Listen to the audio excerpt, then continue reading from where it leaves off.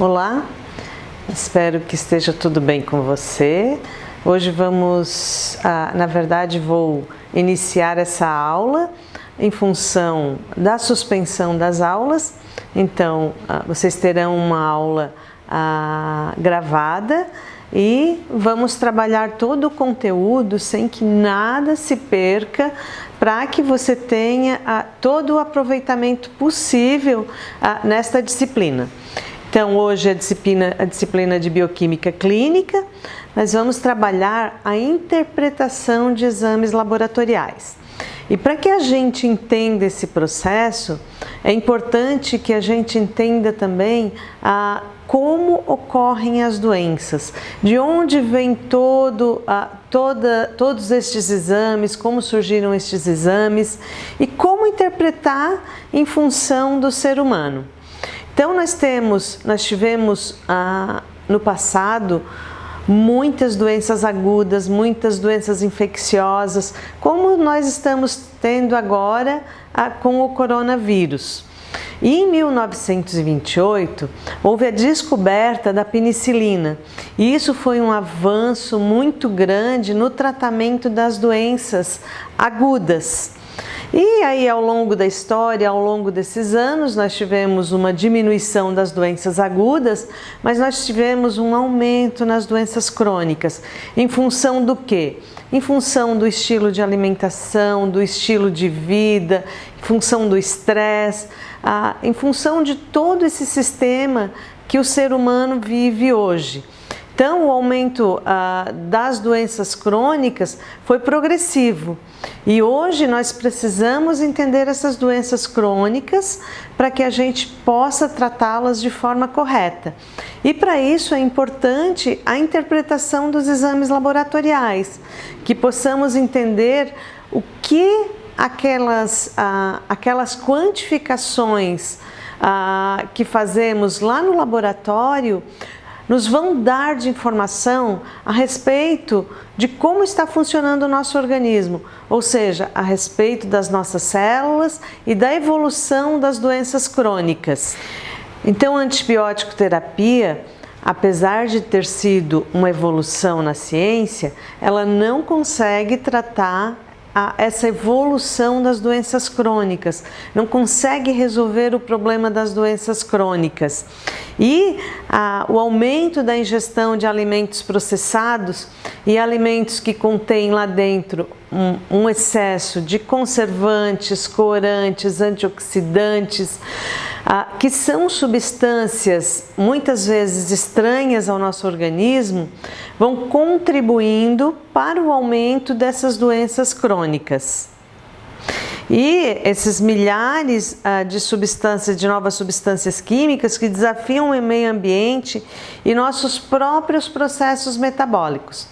Então, esses milhares de substâncias químicas que estão presentes hoje nos alimentos e que são de origem sintética, eles causam alterações no nosso organismo, levando a uma série, podendo contribuir para uma série de doenças. Então, é importante que a gente entenda a interconexão do metabolismo humano e sua relação com o meio ambiente. Então, o corpo humano, a gente sabe que ele tem uma grande capacidade de se adaptar. Ele não adoece do dia para a noite. Na verdade, é uma constante o surgimento das doenças crônicas. Ele vem dos inúmeros desafios que nós submetemos o nosso corpo, e ele vai se adaptando e contornando esses desafios, até que chega um momento que ele não consegue mais conter esses desafios e começam a surgir as doenças. Então, o corpo humano ele tem uma grande capacidade de se adaptar às mudanças, ele tem condições de efetuar a própria cura e por isso a gente fala que a cura vem de dentro para fora, porque se nós dermos condições para as nossas células, o processo de cura ele vem. E expressar o seu potencial genético. Mas para isto, nós precisamos receber matéria-prima adequada. Que matérias-primas são essas? A água, os alimentos, o que nós ouvimos.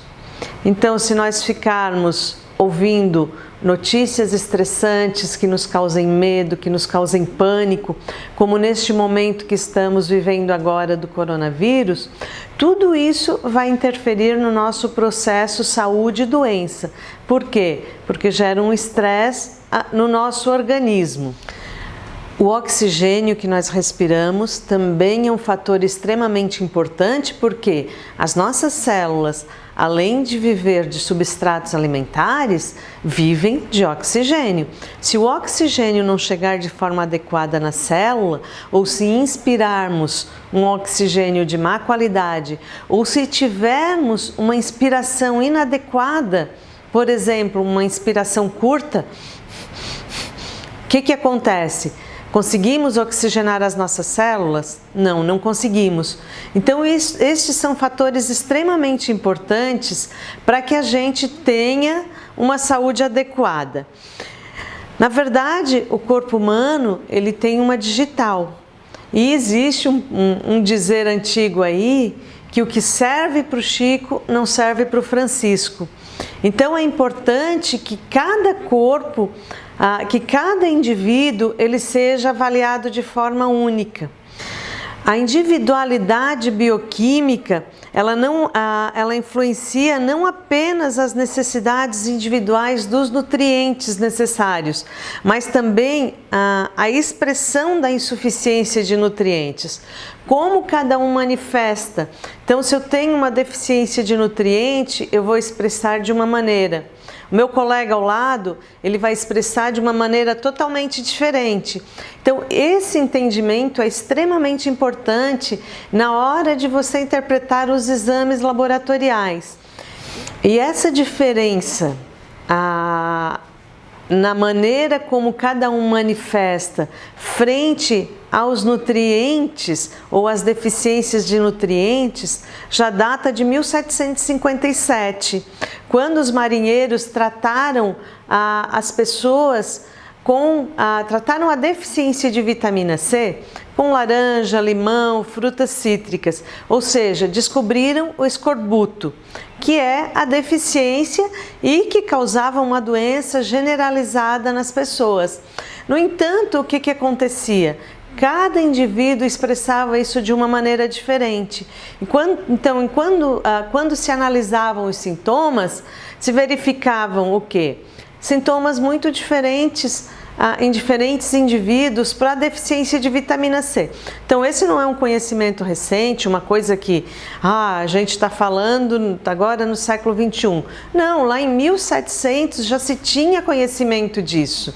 E precisamos resgatar esses conhecimentos. O escorbuto consiste de uma deficiência de vitamina C e os seus sintomas são inconstantes e inumeráveis, e seus progressos e efeitos extremamente irregulares, pois apenas 2 pessoas têm a mesma queixa e onde se encontra alguma conformidade nos sintomas, a ordem de sua aparência é totalmente diferente.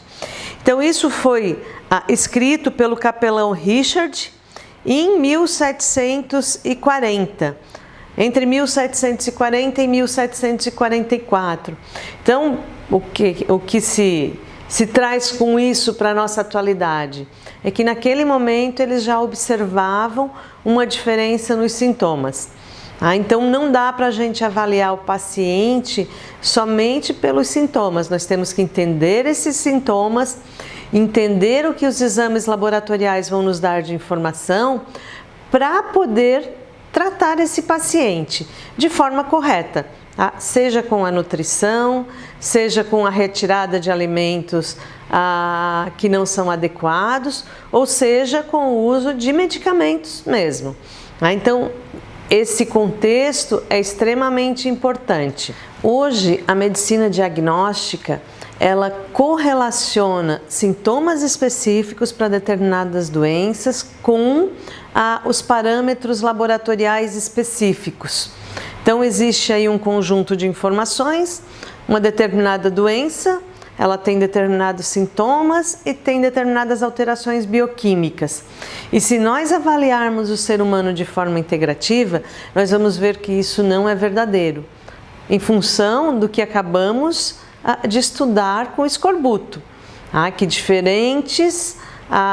que a mesma doença, a mesma deficiência nutricional levava o quê?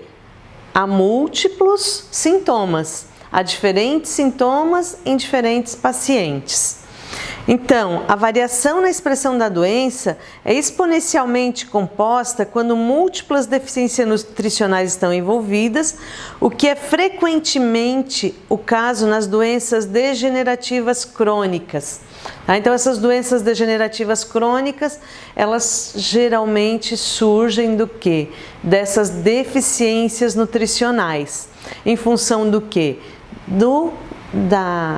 Dos múltiplos ou das múltiplas alimentações que temos hoje, decorrentes do quê? De alimentos industrializados e a baixa riqueza em nutrientes. Então, todo e qualquer aspecto da função do corpo pode ficar comprometido dependendo da expressão bioquímica própria do paciente. Então, cada paciente ele tem uma expressão bioquímica, ele reage de uma maneira às adversidades a que ele submete o organismo durante todos os dias da vida. Então, uns vão ter maior resistência, outros vão ter menor resistência. Outros vão ter órgãos mais frágeis, então vai afetar mais esses órgãos quando comparados a outros pacientes. Então, isso é importante ter bem claro para que se consiga entender o ser humano como um todo e conseguir correlacionar com as avaliações bioquímicas clínicas. Então, hoje nós temos uma rotulagem da doença crônica, temos um reducionismo para categorizar o quê? Os tratamentos. Então, nós temos fibromialgia, fadiga crônica, doença de Parkinson, intestino inflamado, rinite, dermatite, sinusite, as diversas ites da vida e que são expressos em cada pessoa como um conjunto diferente de sintomas e geralmente os elos mais fracos da composição genética de uma pessoa. Então, uma doença crônica específica não é diagnosticamente definida por um conjunto único de valores laboratoriais, como, por exemplo, uma glicose elevada. Só uma glicose elevada ela não pode ser o diagnóstico de um diabetes. É necessário que outros fatores sejam avaliados para que se faça realmente o diagnóstico dessa doença crônica, como é o diabetes. Outros exemplos que nós temos são as contaminações por metais pesados, tá? Ou as intoxicações. Então, nós temos aqui um exemplo bem característico. Um exemplo de toxicidade do chumbo. A toxicidade por chumbo, ela pode ser expressa por distúrbios inflamatórios, distúrbios imunológicos ou distúrbios neurológicos. E isso vai depender de cada paciente, como ele reage a essa intoxicação por chumbo. Então, alguns vão conseguir realmente eliminar o chumbo e não se intoxicarem, outros vão armazenar isso no organismo e vão se manifestar de formas diferentes. Então, isso ocorre através dos desequilíbrios nutricionais, metabólicos e de toxicidade. Então, quando nós conseguimos manter esses três fatores em equilíbrio, nós conseguimos manter a saúde. Quando nós submetemos o nosso organismo a um desses desequilíbrios, nós podemos caminhar para uma doença crônica. É importante que entendamos os estágios de desenvolvimento das doenças. Então, hoje nós temos uma linha que divide saúde e doença. Até um determinado limite, o paciente é considerado saudável e a partir desse determinado limite ele passa a ter doença. Por exemplo, uma glicose. Até 100 miligramas por decilitro, o paciente é considerado saudável, ele não tem diabetes. A partir de 100 até 110 ele vai ser pré-diabético e de 110 acima ele vai ser considerado diabético, sem levar em consideração os outros fatores. Então, como surge essa doença? No início, sem sintomas evidentes, nós temos o quê? Alterações bioquímicas, que são alterações leves, mas que podem ser visualizadas nos exames laboratoriais. Em seguida, nós temos o quê? A função celular prejudicada e nós começamos a ter manifestações subclínicas. Então, são sintomas leves, mas que ainda não é considerado doença. Mas esse paciente, ele está caminhando para a doença. E nós temos as mudanças morfológicas e funcionais, que seria o quê? O estágio inicial da doença. Então, a doença começa a instalar e começam a aparecer sintomas. E no estágio final, nós temos o quê? A falha do órgão e, consequentemente, a morte desse órgão ou desse indivíduo. E aí sim nós temos o diagnóstico da patologia. Então, esse paciente é diagnosticado com câncer, é diagnosticado com diabetes, com uma hipertensão, e assim sucessivamente com todas as doenças crônicas que nós temos hoje afetando a saúde das pessoas. Quais são os principais fatores que afetam o estado nutricional da célula? Então, nós temos hoje os alimentos, nós temos uma ingestão de nutrientes que tem uma potência relativa e que vai levar o quê? Uma variação no processamento desses alimentos. Por exemplo, orgânico, não orgânico, in natura, alimento fortificado. E como o meu organismo recebe esse alimento, como ele vai digerir esse alimento. Nós sabemos que o processo digestivo, ele inicia num processo mecânico, um processo químico e passa por um processo de absorção. Então, o organismo ele tem que retirar os nutrientes, absorver, e o que não é importante para ele, ele tem que eliminar. Ou através do quê?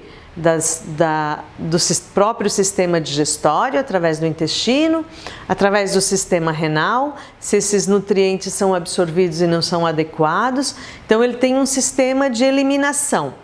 E, a partir daí, ele vai usar esses nutrientes para poder suprir o funcionamento adequado das nossas células.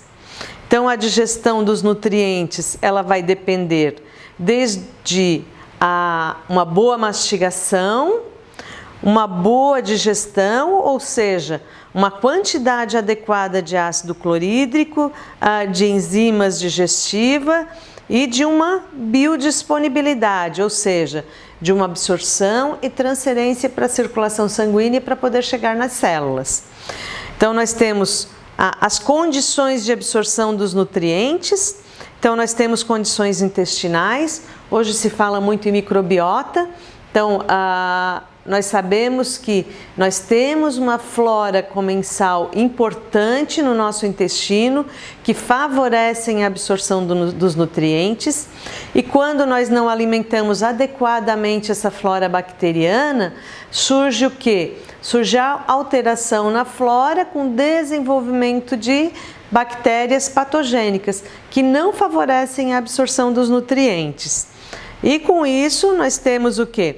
Uma má absorção, a presença de alergia, a presença de crescimento microbiano inadequado. Na sequência nós temos os requisitos nutricionais. Então, que nutrientes nós precisamos? E isso vai depender do quê? Idade, sexo, fatores ambientais, o consumo de drogas, de medicamentos, se esse paciente é submetido a um estresse constante e como ele reage a esse estresse. Isso é extremamente importante, porque o problema não é o estresse que vem de fora, mas sim a percepção que nós temos desse estresse e como gerenciamos isso. E tudo isso está relacionado ao nosso fator nutricional, a nossa reserva funcional, o quanto nós temos de reserva de nutrientes e principalmente o que? De micronutrientes para poder sustentar tudo isso. Então, sempre lembrem da percepção dos acontecimentos e como lidar com isso para reduzir o que? As alterações na funcionalidade das nossas células.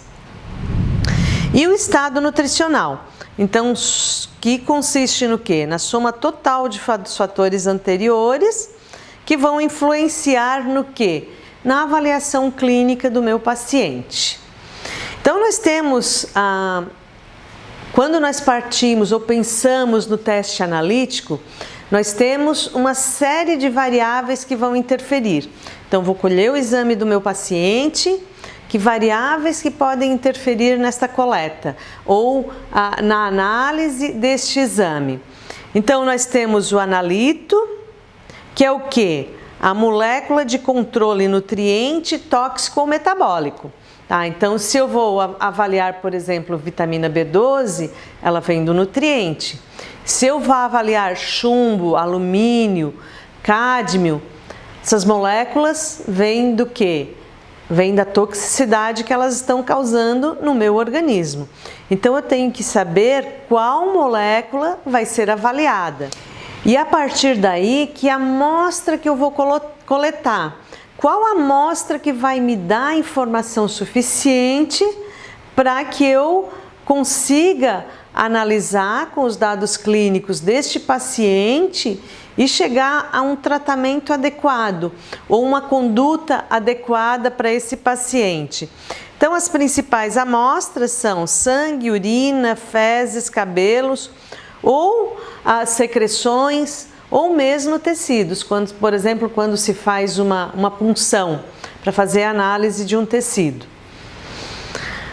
O preparo do paciente é uma outra informação importante, porque a preparação do paciente ela é extremamente crítica. Então, se o paciente está em jejum, se ele não está em jejum, se ele fez jejum de 8 horas, de 12 horas, isso é extremamente importante padronizar. Por quê? Eu vou coletar o exame do meu paciente e fazer uma análise bioquímica. Então, o preparo do paciente é um fator crítico. Por quê? Dependendo de como o paciente se comporta, nós podemos ter resultados diferentes. E é muito comum a gente ver o paciente dizer: essa semana estou fazendo uma dieta, estou me cuidando na alimentação porque vou fazer os exames bioquímicos. E aí isso vai interferir pode interferir no resultado dos exames. Então, um fator importante é se o paciente precisa estar em jejum ou não. E quanto tempo esse paciente vai ficar em jejum. Então, isso é importante padronizar. Por quê? Porque nós vamos colher um exame bioquímico desse paciente, vamos analisar, vamos ter uma conduta terapêutica e um tratamento, e daqui 3, 4, 6 meses nós vamos repetir este exame para poder comparar se houve uma evolução, uma melhora desse paciente. Então, se ele colher um exame, primeiro exame em jejum de 12 horas, na segunda coleta ele faz só 6 horas ou 8 horas de jejum, isso é um fator de erro para os exames, isso vai interferir no resultado final. Então é sempre importante, quando fizer a orientação ao paciente, fazer uma orientação padronizada, para que a gente tenha reprodutibilidade nos resultados. Também é importante saber se esse paciente está tomando algum suplemento, se ele está fazendo uso de algum nutriente específico que pode levar à alteração do resultado. Tá? Então, o paciente que está sendo analisado, é importante a gente padronizar essas orientações e essas coletas para que não se tenham alterações que não sejam verdadeiras. E a instrumentação analítica. Então, dependendo do método analítico que for utilizado, eu posso ter determinados resultados. E um exemplo característico é o TSH, tá? Hormônio liberado na hipófise e que vai estar atuando sobre a glândula da tireoide, vai estar estimulando a tireoide a liberar o hormônio. O que acontece com o método analítico do TSH? Então, nós temos o de primeira geração, que serve apenas para um diagnóstico do hipotireoidismo. Ele tem uma sensibilidade de 75% e uma especificidade de 90%. Nós temos o exame de segunda geração, que já tem uma sensibilidade funcional de 0,1 a 0,2 miliuis por litro. E olha só, nós temos uma sensibilidade de 97% e uma especificidade de 93%. Ou seja, quando eu faço uma avaliação bioquímica desse hormônio de segunda geração, isso mostra que ele é muito mais sensível. Então, ele vai conseguir quantificar pequenas variações, diferente do método de primeira geração, que não vai conseguir quantificar pequenas variações. E nós temos o de terceira geração, que tem uma sensibilidade funcional de 0,01 a 0,02 miliui por litro e uma sensibilidade de 97% e uma especificidade de 93%. Então, assim, quando eu quero fazer um acompanhamento do paciente, para mim não serve um exame de TSH de primeira geração. Por quê? Ele serve só para diagnóstico. Eu tenho necessidade de usar um exame de segunda ou terceira geração para ver o quanto está variando esse TSH. E para saber isso, eu preciso de exames mais sensíveis e mais específicos para este hormônio. Então, exames de segunda e terceira gerações permitem aumentar a certeza diagnóstica em população com prevalência da doença de 1% para 12%. Então, vamos ver quais são as principais variáveis envolvidas no teste analítico. Então, os exames de segunda e terceira gerações, eles permitem aumentar a certeza diagnóstica em população com prevalência da doença de 1 para 12%. Tá? Então, se usar um exame de primeira geração, a gente vai pegar a doença em 1% dos pacientes. Segunda e terceira geração, nós conseguimos fazer o diagnóstico dessa doença em 12% da população. Então, isso faz diferença, porque um diagnóstico precoce, muitas vezes, ele pode ser resolvido com mudanças de hábitos, mudanças alimentares, com suplementação nutricional e muitas vezes nem precisa usar medicamento. Enquanto que se for um diagnóstico tardio, muitas vezes só o medicamento vai resolver. Uma população com prevalência da doença de 4%, isso vai para 36% a 37% de certeza. Então, dá para ver a importância dos exames de segunda e terceira geração. E isso é importante na hora de solicitar esse exame clínico. Já a primeira geração aumenta a certeza diagnóstica em 7% e 24% respectivamente. Os ensaios de quarta geração, eles já existem, mas eles ainda não estão disponíveis no mercado clínico, nos laboratórios de análises clínicas. Então, futuramente vão vir aí os ensaios de quarta geração. Então, se nós pensarmos numa avaliação clínica, por exemplo, numa avaliação na bioquímica clínica dos hormônios, a gente tem uma série de fatores que podem interferir nos resultados desse exame. Por quê? Porque nós temos uma variação grande ao longo do dia. Então, nós temos hormônios que pela manhã eles vão ser altos, no início da tarde podem ser baixos e à noite podem ser 0. Então, dependendo do horário da coleta, nós vamos ter valores diferentes. E aí, nós podemos utilizar níveis séricos tomados em diferentes horários. Então pode ser um melhor indicador da função adequada, muito melhor. Então nós podemos estar utilizando, por exemplo, o doseamento dos níveis séricos em diferentes horários, e isso vai contribuir para um melhor diagnóstico clínico. Podemos também utilizar a urina de 24 horas, então evita diversas coletas durante o dia, porque na urina de 24 horas nós vamos ter os metabólitos referentes a um dia inteiro. E os níveis hormonais salivais ainda é uma avaliação clínica bem interessante, de fácil coleta, mas ainda tem o problema do custo, um custo um pouco mais elevado.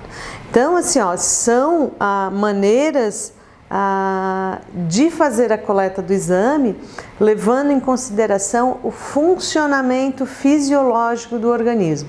Então, sempre que eu pedir a coleta de um exame, eu tenho que pensar na fisiologia desse corpo. Como que ele funciona? Qual o horário que eu vou ter uma maior quantidade de hormônio circulante? Qual o horário que vai estar inferior? Então, isso é extremamente importante. Quando pensamos em teste analítico, é importante a confiabilidade desse teste. E o desenvolvimento de um método analítico, ele vai levar em consideração diversos fatores e diversos ensaios. E um deles é a exatidão. Então, a exatidão ela é obtida por meio do grau de concordância entre os resultados individuais do método. Então, eu tenho diversos resultados e eu vou comparar esses resultados entre eles. E eles têm que me fornecer um resultado exato.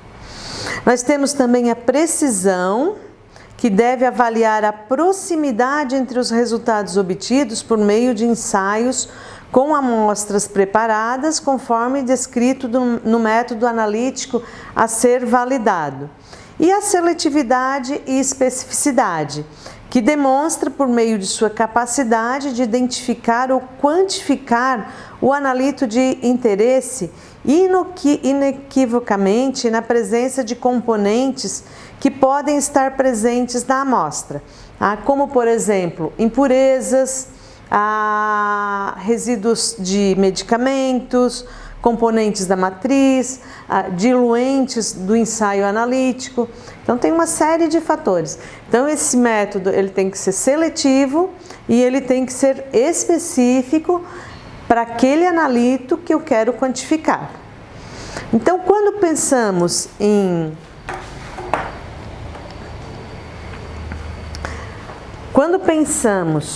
em precisão e exatidão, nós temos que lembrar daquela brincadeira que fazíamos quando éramos pequenos, de arco e flecha. Então nós tínhamos lá o centro que nós tínhamos que acertar.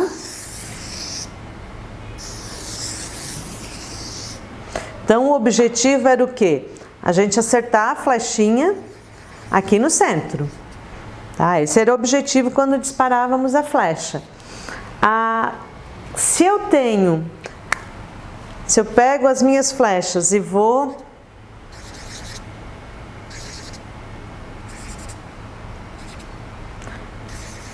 atirando aqui na minha circunferência e eu acerto essas flechas todas espalhadas, o que acontece aqui com a minha precisão? Eu tenho precisão? Eu não vou ter precisão.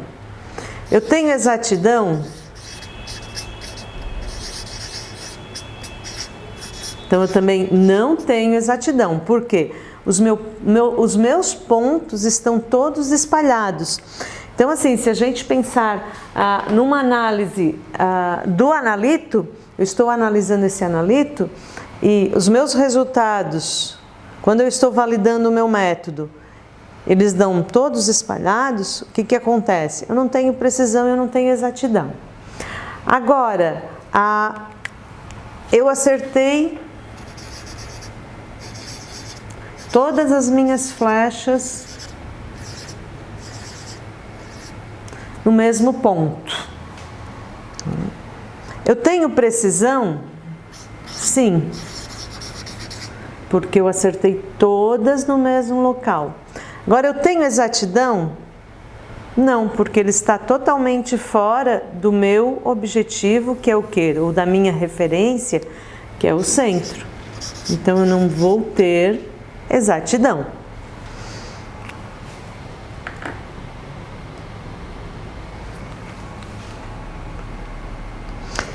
E eu continuo com o meu arco e flecha, tentando acertar o meu centro. E aí, o que acontece com os meus pontos? Eu acerto eles.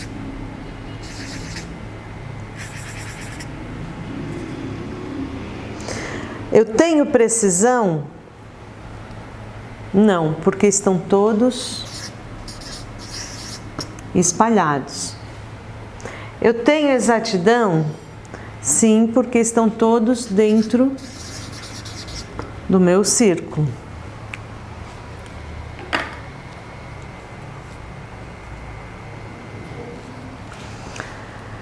E o meu último, a minha última tentativa é o quê? Vamos lá, eu pego meu arco e flecha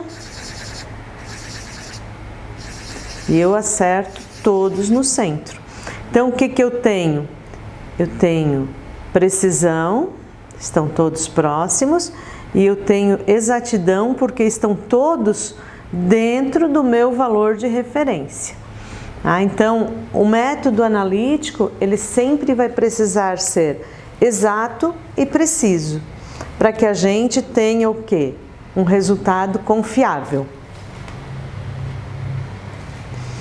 Bom, feito isso, o método analítico, ele é submetido a uma análise estatística.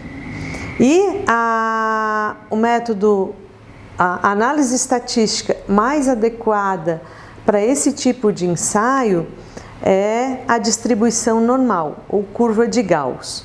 Então, o que é a distribuição normal? É uma das distribuições de probabilidade mais utilizadas para modelar fenômenos naturais. A distribuição normal também é chamada distribuição gaussiana, distribuição de Gauss ou distribuição de Laplace-Gauss, em referência aos matemáticos, físicos e astrônomos que descobriram, que desenvolveram esse método de análise estatística. E se usa de modo muito natural falar em valores normais de muitas variáveis clínicas, como por exemplo peso, idade, pressão sanguínea, número de glóbulos vermelhos. Então, sempre que a gente pega um exame clínico, qual é a resposta que a gente tem? Os seus valores estão dentro dos valores normais. Por quê? Porque segue a análise estatística de variação normal, ou análise estatística de Gauss.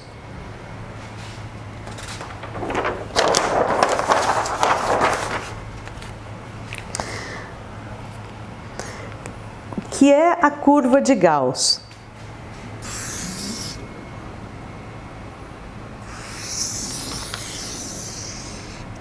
Então, é uma curva estatística. Quando se faz a análise estatística dessa curva, se analisa de forma a ter 3 desvios padrões. Então, nós temos o primeiro desvio padrão, que ele fica nessa região, que vai nos fornecer uma média de 68,2%. Nós temos o segundo desvio padrão, que vai nos fornecer uma média de 95,6%. E nós temos o terceiro desvio padrão, que vai ser de 99,7%.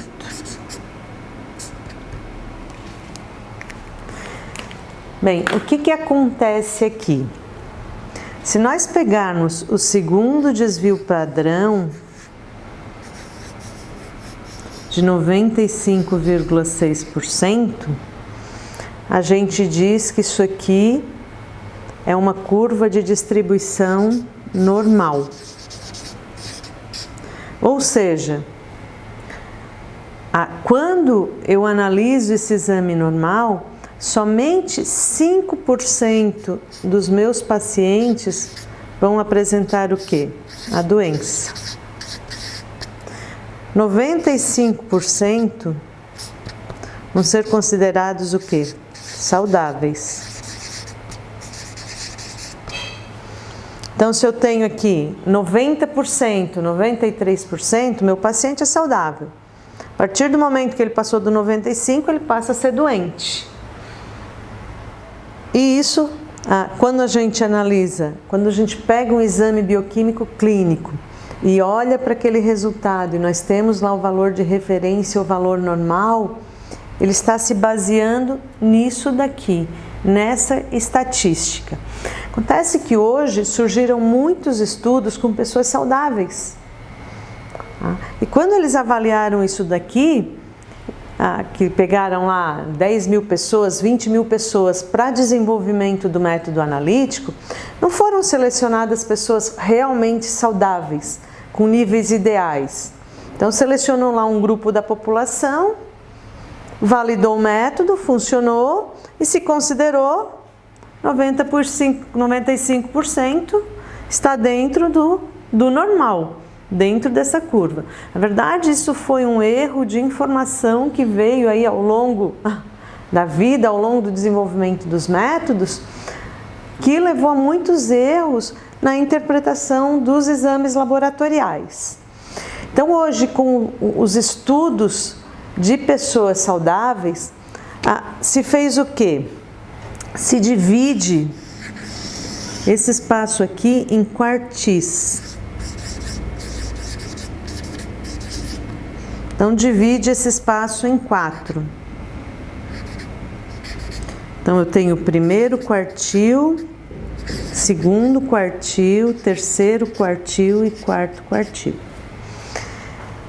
E aí, eu vou avaliar onde eu quero que o meu paciente esteja dentro dessa curva. É importante que ele esteja aqui no primeiro quartil, quando eu analiso os resultados dos exames laboratoriais dele, ou que ele esteja aqui no quarto quartil. Por quê? Porque nós devemos trabalhar com valores ideais.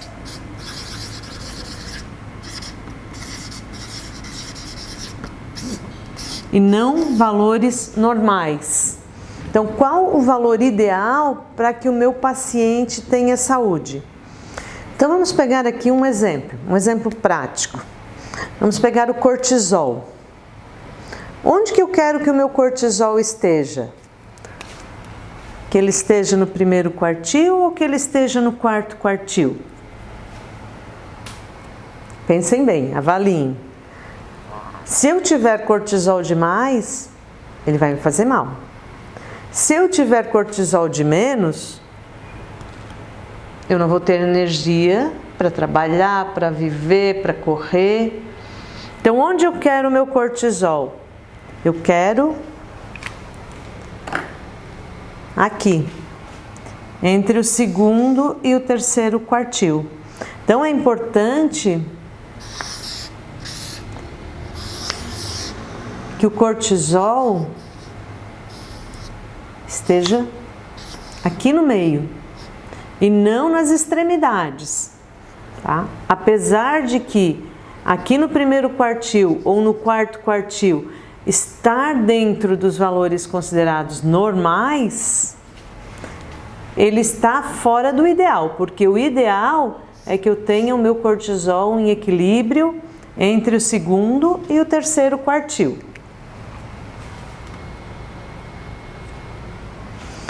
Então, aqui nós temos um exemplo. Esse aqui é um exame laboratorial, onde nós temos um resultado de 12,7 microgramas por decilitro. Esse exame foi colhido às 8 horas e 6 minutos. Esse é um exame que é importante que o paciente colete até 1 hora depois que ele levantar.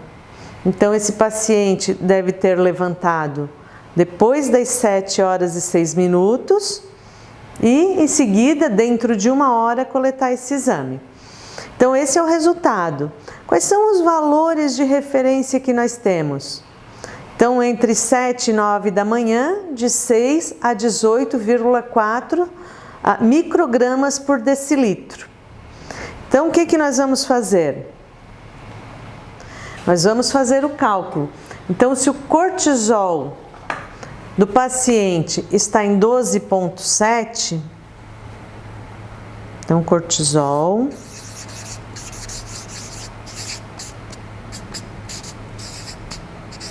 12,7. O meu valor de referência é de 6 a 18,4. Então, vamos lá. O nosso valor de referência é de 6 a 18,4. Como que nós vamos calcular? 18,4 menos 6 vai ser igual a 12,4. 12,4 dividido por 4 quartis vai ser 3,1. Então, meu primeiro quartil vai ser igual a 6 mais 3,1. Vai ser igual a 9,1. Meu segundo quartil vai ser 9,1 mais 3,1, que vai ser igual a 12,2. Terceiro quartil, 12,2 mais 3,1 vai ser igual a 15,3. E o quarto quartil, 15,3 mais 3,1 igual a 18,4. Então, meu valor ideal de cortisol para esse paciente vai ser de 12,2 a 15,3. Qual que é o valor do paciente? 12,7. Então, significa o quê? Que o meu paciente está dentro do valor ideal. Se ele tivesse acima desse valor, de 15,3, por exemplo, eu teria que trabalhar com esse paciente para que ele reduzisse o estresse da adrenal, reduzisse a liberação de cortisol, para que ele ficasse dentro do valor ideal de 12,2 a 15,3. Então, é importante que a gente entenda isso para que a gente avalie o exame laboratorial de uma forma diferente do que vem sendo avaliado até agora. Para que a gente tenha a percepção de que esse é o valor saúde. A partir do momento que o paciente começa a sair desse valor, ele ainda não é considerado um doente, mas ele vai começar a caminhar para uma doença se isso não for revertido. E aqui, a gente, dentro desses valores, se consegue reverter muito mais fácil do que quando esses valores extrapolam esse valor ideal ou chegam lá acima do 95%, que é o que chamamos de valor normal. Então, aqui vocês têm um outro exemplo que vocês vão calcular em casa, que é o cortisol total de 11,22. Então, preciso que vocês calculem isso e me mandem para que eu tenha certeza de que vocês realmente entenderam esse processo dos quartis. Agora vamos para um outro exame.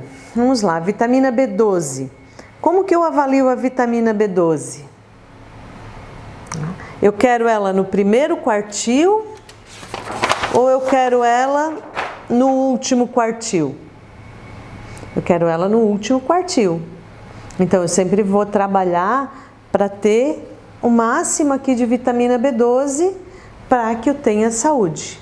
Por quê? Já se demonstrou que níveis saudáveis, eles estão mais próximos do quarto quartil. Então aqui nós também temos um resultado de exame da vitamina B12, que está em 1072 nanogramas por litro, e se coloca um valor normal maior que 300 nanogramas por litro. Mas estudos já mostram que os valores ideais para um paciente de vitamina B12 é acima de 500 nanogramas por litro. Então a gente tem que calcular isso acima. A vitamina B12 é um exame de baixa sensibilidade, então de 38% a 39%, e o ideal seria o quê? Não avaliar somente a vitamina B12, mas avaliar outros componentes para que, em conjunto com esta análise, se veja realmente se tem deficiência de vitamina B12 ou não. Por quê? Em função dessa baixa sensibilidade do exame. Então, exames que podem ser associados à análise de vitamina B12, ácido metilmalônico ou homocisteína, que são marcadores funcionais da vitamina B12. A vitamina B12 é um marcador circulatório, então nós quantificamos o que está presente na circulação sanguínea, mas nós não quantificamos o que realmente está funcionando. Então são exemplos de exames que ao longo desta disciplina, depois nós vamos estudar mais, de forma mais aprofundada para entender melhor. Tá? Mas aqui são alguns exemplos para visualizarmos como podemos dividir em quartis para estar entendendo esse processo de análise e interpretação dos exames. Aqui nós temos um outro exemplo, que é a insulina, 7 mili por litro. E aí, quando a gente olha os valores de referência, o que nós observamos? Insulina em jejum, glicose inferior a 100 miligramas por decilitro. Quando se tem um índice de massa corpórea até 25 kg por metro quadrado, é considerado valor de referência de 2 a 13. Entre 25 e 30, de 2 a 19, e acima de 30, de 2 a 23. Significa o quê? Que nós não temos um valor ideal aqui. Por quê? Por que uma pessoa que tem um índice de massa corpórea maior tem que ter um valor ideal de insulina maior do que aquele que tem um índice de massa corpórea menor? Não somos todos seres humanos? Então, o valor ideal deveria ser o quê? Um valor menor. Então, quando a gente pensa em insulina, a gente tem que pensar em valores até 6. Tá? Até 6 UIs. Então, nós temos que estar aqui no primeiro quartil e não no último quartil. A insulina, além de ser um marcador para o diabetes, é ainda um marcador inflamatório. Então, sempre que nós tivermos uma inflamação no nosso organismo, esse marcador, a insulina, ela vai aumentar seus níveis. Então, aqui nós temos um trabalho que avalia marcadores inflamatórios no controle do diabetes tipo 2. Então, é um importante marcador tanto para o diabetes quanto para a inflamação. Nós temos ainda a ferritina, que é dosada no soro. A ferritina é importante no armazenamento do ferro. Então, é ela que mantém o estoque de ferro no organismo. Então, quando a ferritina começa a cair, nós começamos a ter o quê? O indicativo de deficiência de ferro. Então, essa pessoa está caminhando para uma anemia, que vai se manifestar lá na frente no hematócrito. Mas ainda leva algum tempo, até ocorrer alguma alteração no hematócrito, a ferritina vai lá embaixo. Então, os níveis ideais de ferritina, eles vão de 70 a 150. Acima de 150, a ferritina é um marcador inflamatório. Então, nós podemos ver aqui no exemplo. Então, nós temos aqui uma dosagem de ferritina no soro, 141 microgramas por litro, e nós temos uma revisão científica dos limites de ferritina no diagnóstico de deficiência de ferro e nas condições inflamatórias. E aqui nós temos um outro exemplo, se vocês observarem nessa tela, nós temos a dosagem de ferritina. Então, nós vemos nesse paciente um aumento da ferritina, ela chegou a 639, ou seja, aqui ela funciona como um marcador inflamatório. E talvez ninguém tenha se atentado a este exame e esse paciente acabou tendo um AVC. Então, a ferritina é um importante marcador, tanto no controle do ferro, no estoque de ferro do nosso organismo, como nos processos inflamatórios. Em processos inflamatórios, sempre vai estar aumentado. Nesse slide, nós podemos ver diversos resultados de exame de um paciente. Então, em 2016, ele estava lá com 4.430 de leucócitos, isso aqui são resultados de hemograma. Ele estava com 150 mil de plaquetas.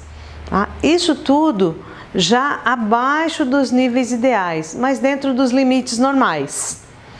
E o que nós observamos ao longo do ano de 2017, 2018, 2019?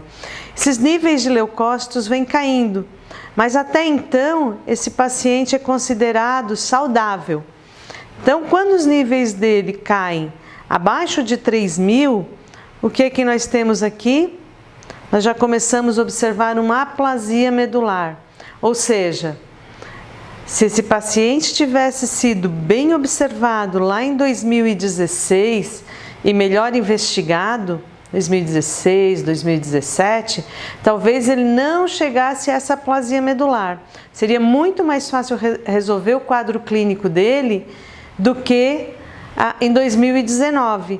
Quando ele já chegou a níveis baixos de hemoglobina, de hematócrito, leucócitos, neutrófilos já estavam abaixo dos níveis normais e as plaquetas. Então, nós observamos o paciente caminhando para uma doença, mas em função dos níveis normais não se faz nada. Se espera ele chegar na doença para depois se fazer algum procedimento. Quais são os principais exames laboratoriais que nós podemos fazer? Então, nós temos a parte de metabolismo de lipoproteínas e de lipídios. Nós temos o sistema hormonal, função hepática, função renal, os marcadores inflamatórios, as vitaminas, os minerais e os componentes tóxicos. Então, dentro da função lipídica, alguns exames, marcadores de inflamação, gônadas, função hepática, vitaminas e os principais exames laboratoriais disponíveis.